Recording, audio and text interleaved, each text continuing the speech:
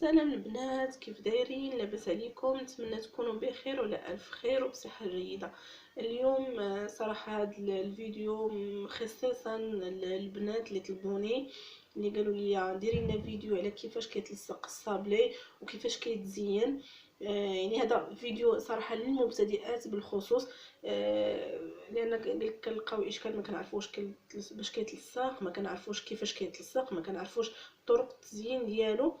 فصراحه اليوتيوب فيه كل شيء تبارك الله، فيه انواع عديده كيفاش كيتلصق الصابلي ولا كيفاش كيتزين. فاليوم فقط جيت نوري بعجاله كيفاش كيتلصق الصابلي وطرق بسيطه باش كيتزين. بالنسبه عندي الشكل الاول هذا كيف كتشوفوا، هذا صابلي معمر شوكولا بالكراميل بحال الشوكولا فاغسي. هنايا كيف كتشوفوا عندي الصابلي ومدير ليه الزنجان الابيض. ان شاء الله دابا ندير لكم فيديو كيفاش كيدار الشكلاط وكيفاش كنعمروه بالكراميل من الداخل. وعندي هذا الشكل هذا كيف كتشوفوا، حتى هو ديجا صابلي ومديره ليه من الشكلاط والزنجان الابيض في الجناب، والوسط هنايا دايره انا النوغا. كاين اللي كيدير النوغا، كاين اللي باش كل واحد باش كيعمر، كاين اللي كيعمر فقط بالكليكوز كيدير ليه الملون اولا النكهه. المهم ان شاء الله دابا نوريكم طرق عديده كيفاش تعمري الشكلاط من الوسط بحال هذا الشكل هذا، اولا شكل واحد اخر اللي كيكون من الوسط خاوي. كاين طرق عديده، فانا هنايا اختاريت ندير النوغا. ديجا شرطت ليا شديتها هرستها ودرتها هنايا في وسط هذا الصابلي هذا. صراحه كتعطي مذاق زوين وشكل راقي. وهذا الشكل هذا نفس الشكل السابق، فقط هنايا في الجناب درت كاوكاو كونكاسي ودايره ليه شويه ديال الملون او سميتو الملون، اولا كديري اللون النحاسي اولا شي لون اللي يعجبك نتيا. فانا هنايا دايره اللون النحاسي كيف كتشوفوا.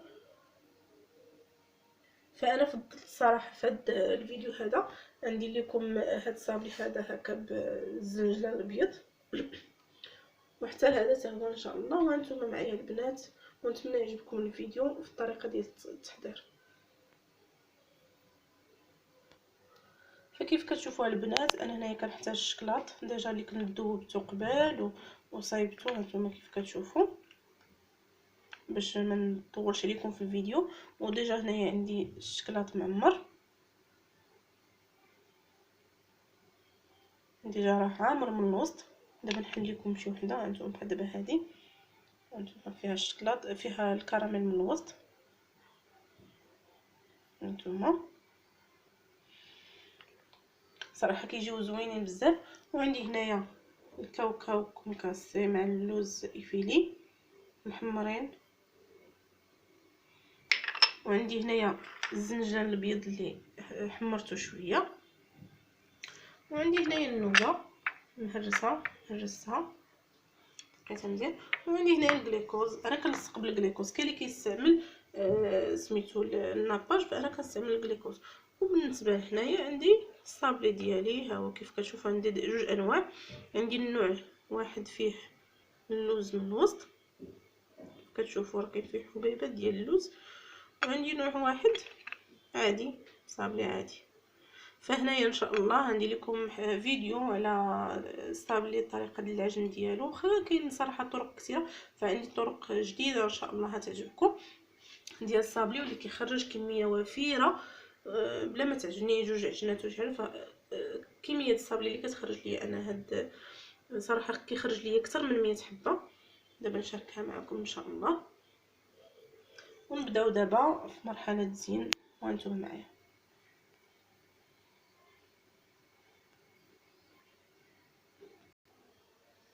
كيف كتشوفوا البنات غنبدا نزين الصابلي ديالي. انا قربت لكم الكاميرا باش يبان لكم واضح، فكنحاول ندير حتى في الجناب باش نلصق الكاوكاو او الجنجلان. هانتوما كيف كتشوفوا. نجيب دابا الشكلاط ديالي نديرها من فوق بحال هكا ونشدها هكا. نجيب الزنجلان ديالي ونشد بهذه الطريقه ندوز.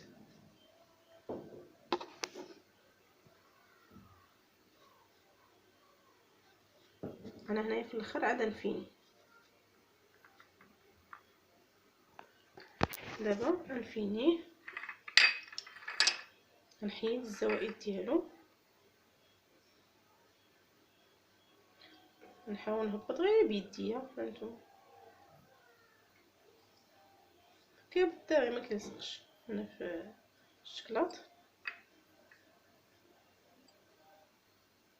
هانتوما البنات،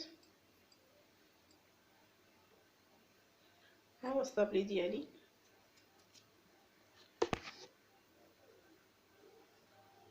كيف كتشوفوا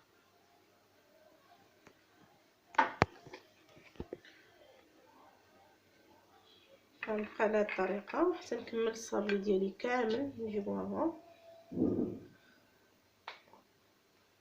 هانتوما،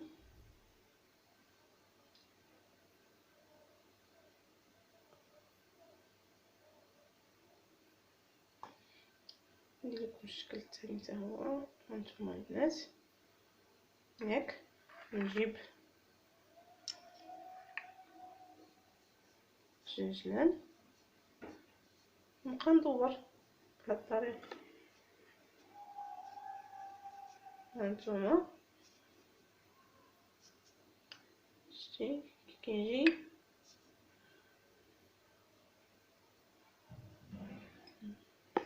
نزيد لكم الكاميرا باش يبان لكم مزيان. ودابا نعمرو من الوسط.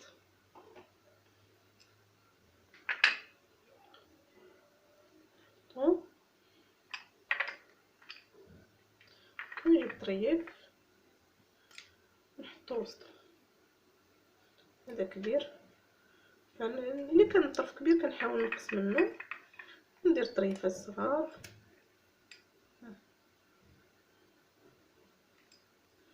وهو الشكل ديالي. فانا نستمر على هذه الطريقه حتى نكمل كاع هاد الشكلاط اللي عندي وكاع هاد الصابلي اللي عندي.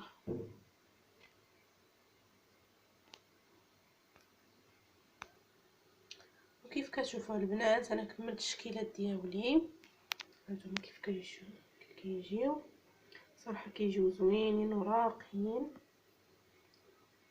بالنسبه لهاد الشكل هذا اللي في الوسط، هذا ما ديجا كنت مصايبه من قبل، فان شاء الله ضروري ما ندير لكم فيديو عليه. هذا كيكون صابلي، العجينه ديال صابلي نيت معمره بالكراميل وباللوز الكركاع كتشوفوا، والشوكولا من الداخل،